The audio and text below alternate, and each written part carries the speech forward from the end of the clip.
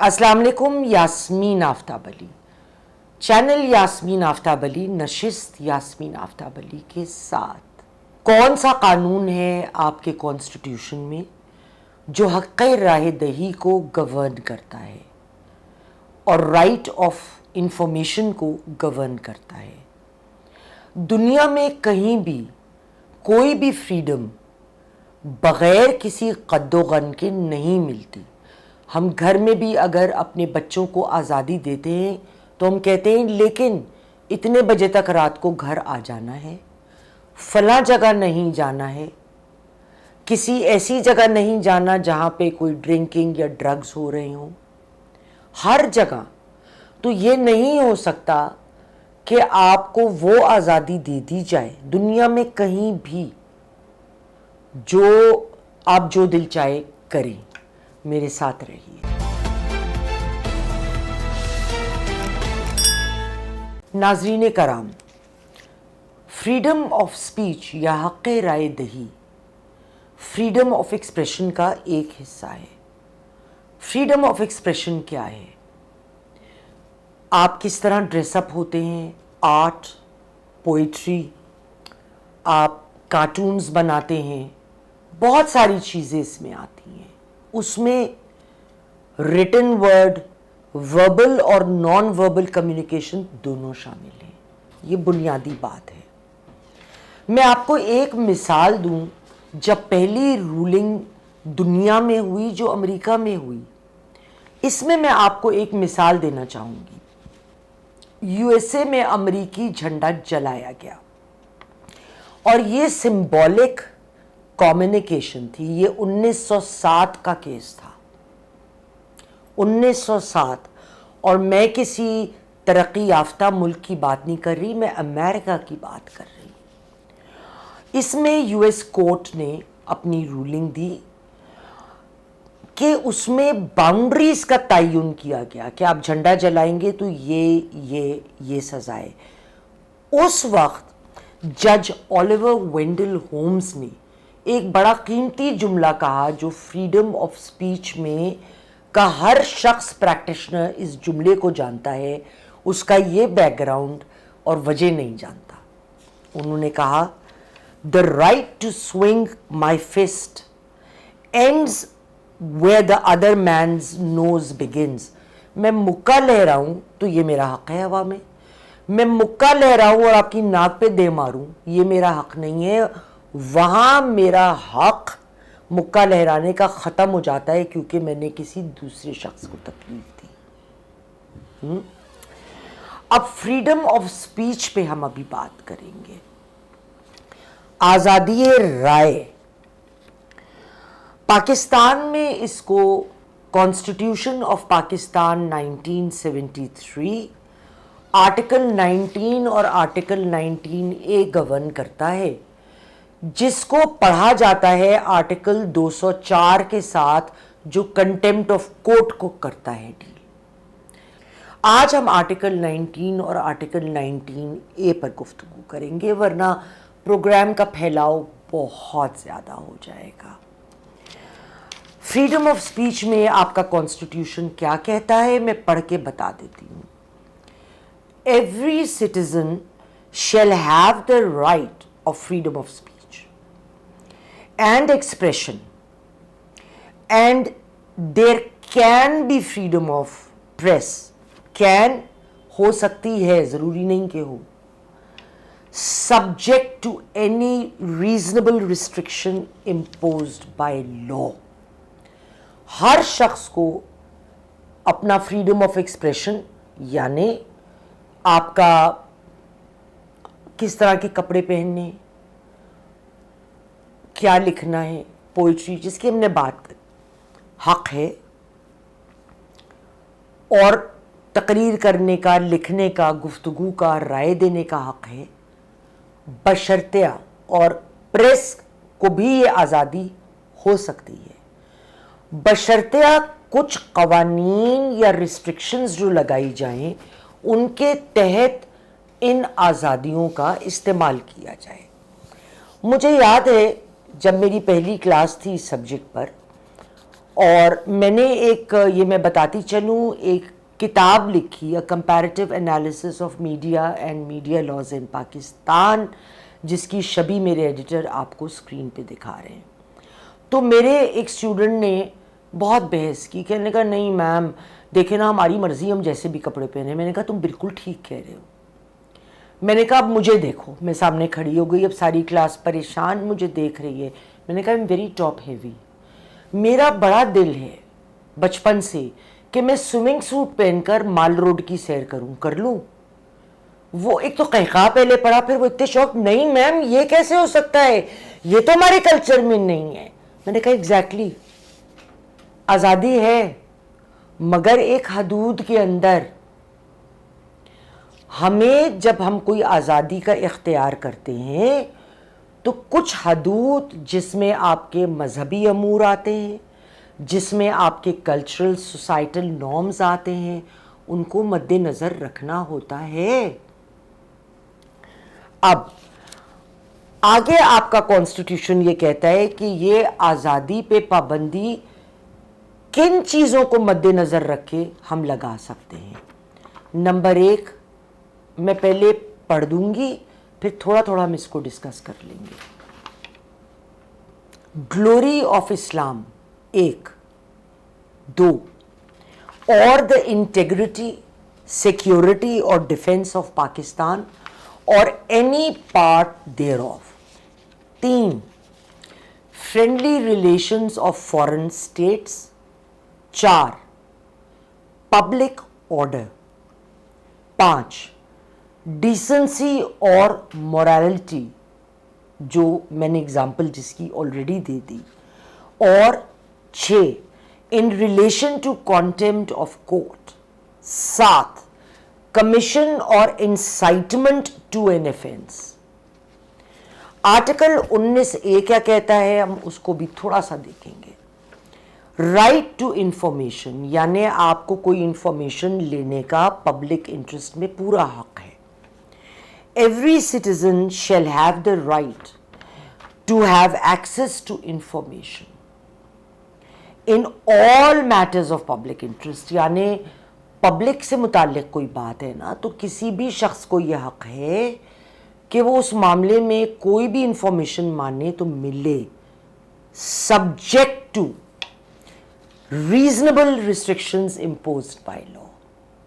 ہو سکتا ہے کوئی چیز آپ کی ملک کی سالمیت کے لیے، عام لوگوں کو بتانا پبلک کے ہمارے ملک کی سالمیت کے لیے نقصان دہ ہو، اس کی انٹیگریٹی کے لیے نقصان دہ ہو.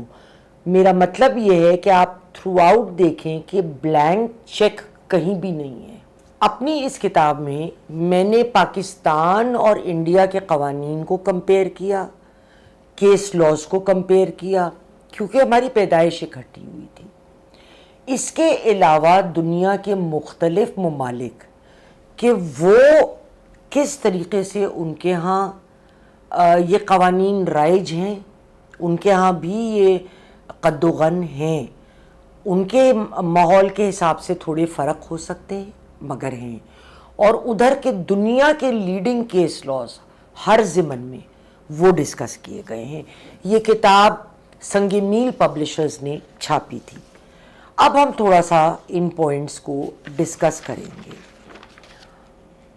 گلوری آف اسلام، دیکھیے آرٹیکل 2 میں اسلام کو پاکستان کا مذہب اس لیے قرار دیا گیا کیونکہ زیادہ تر آبادی مسلمان ہیں، چاہے وہ کسی بھی فقہ سے تعلق رکھتے ہیں. لیکن دوسرے قوانین جو ہیں اس میں یہ واضح ہے کہ کسی بھی مذہب کے خلاف اگر آپ ایسی بات کرتے ہیں یا کوئی شبیہ بناتے ہیں یا کچھ بھی جس سے اس مذہب کے پیروکار کی حساسیت پہ حملہ کریں تو اس پہ بھی آپ کے خلاف کارروائی ہے. میں مئی 2010 میں ایک گارجین کی رپورٹ تھی جی ڈیکلان والش نے دی تھی 19 مئی 2010 کو. انہوں نے لکھا تھا کہ فیس بک کی سائٹ کو پاکستان نے تب بلاک کیا تھا. اس میں ایک کمپٹیشن ہولڈ کیا تھا کہ آپ آ حضور صلی اللہ علیہ وسلم کو نعوذ باللہ ان کی تصاویر بنائیں. 200 انٹریز آئی تھیں اور زیادہ تر ایسی تھیں جو مسلمانوں کی فیلنگز کو مجروح کرتی تھی. تو پاکستان نے اس سائٹ کو بلاک کر دیا تھا. اب فریڈم آف ایکسپریشن یا سپیچ، دوسرا جو پوائنٹ تھا کہ وہ سیکیورٹی پہ کو وائلیٹ کرے. جی ایچ کیو پہ حملہ، پاکستان کی تنصیبات پہ حملہ، شہداء کے مونیومنٹس پہ حملہ، یہ سب کیا تھا؟ It falls directly in the purview of this article. یا آپ کے ڈیفنس اور انٹیگریٹی آف پاکستان پہ اٹیک ہو، یہ ایکسٹرنل ہو یا انٹرنل ہو.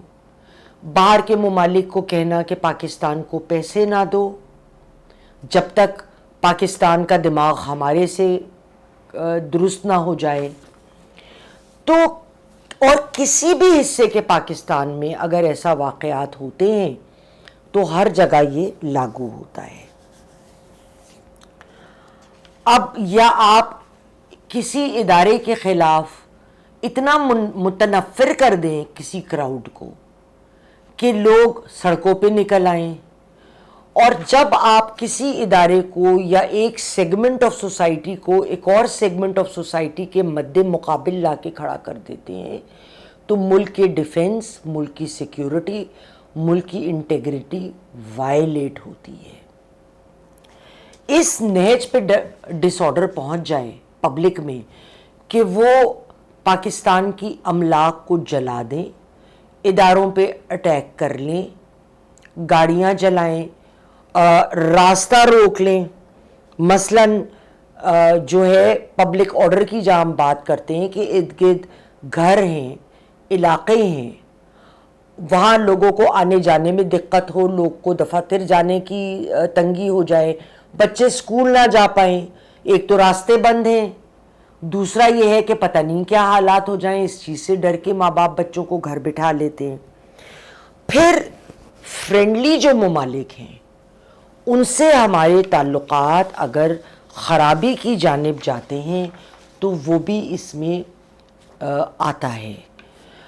جیسے آپ کو یاد ہوگا کہ 2009 میں سری لنکا کی جب کرکٹ ٹیم قذافی اسٹیڈیم میں میچ کھیل رہی تھی تو ان پہ اٹیک ہوا تھا اور بڑے لوگ مارے گئے تھے. اس میں assault rifles, grenades, anti tank missiles بھی استعمال ہوئے تھے.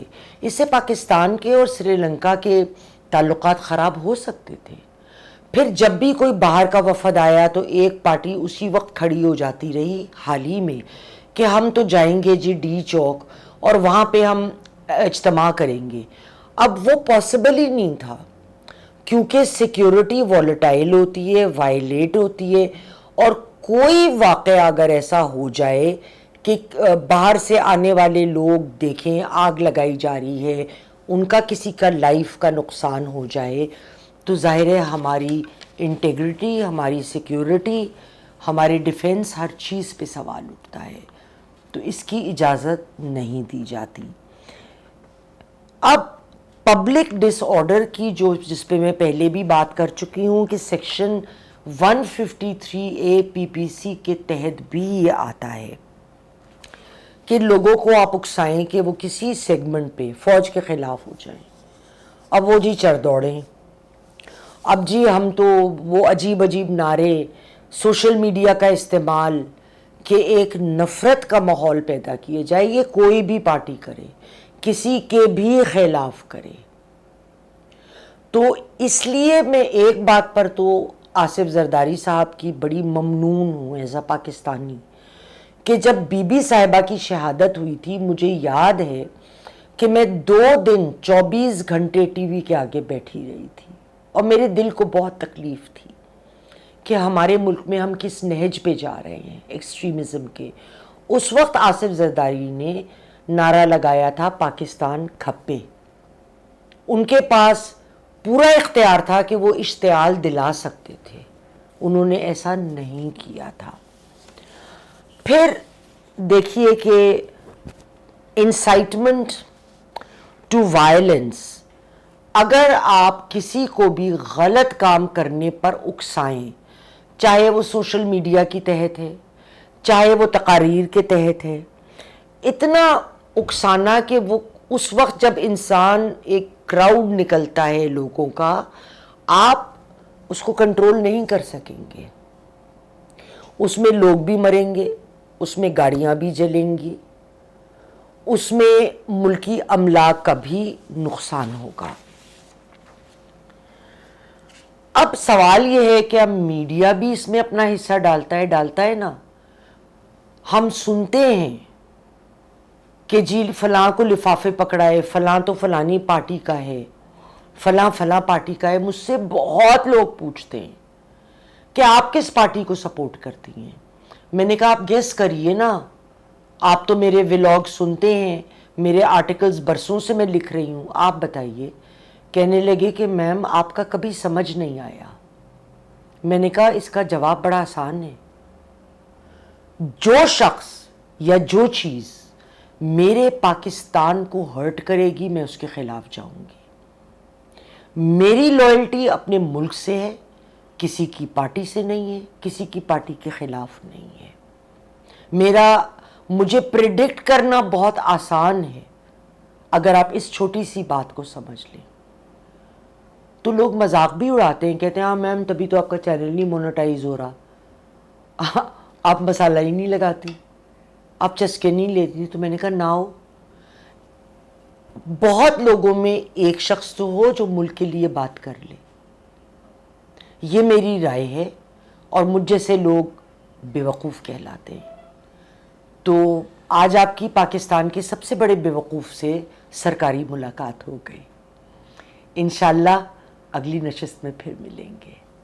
خدا حافظ.